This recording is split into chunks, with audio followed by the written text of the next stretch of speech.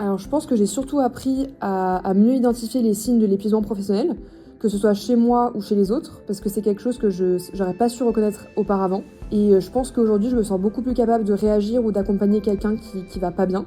Et il y a une thématique qui m'a particulièrement intéressée, c'est celle sur le stress. Comprendre d'où ça vient, comment mieux le gérer, ça m'a vraiment apporté quelque chose d'utile et d'applicable dans mon quotidien. J'ai notamment pu mettre en place la cohérence cardiaque, puisque c'est un outil qui est très simple mais très efficace et que je n'aurais jamais pensé utiliser avant.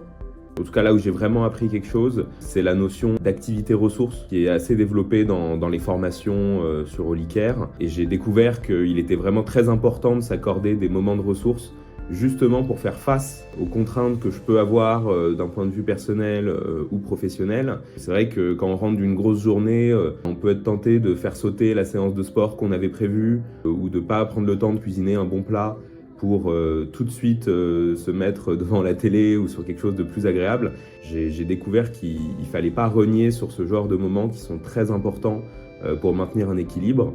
Et maintenant j'y pense, c'est-à-dire qu'après une grosse journée, je me dis « Ah, en fait, pour faire du bien à mon corps, j'ai besoin de cette séance de sport ».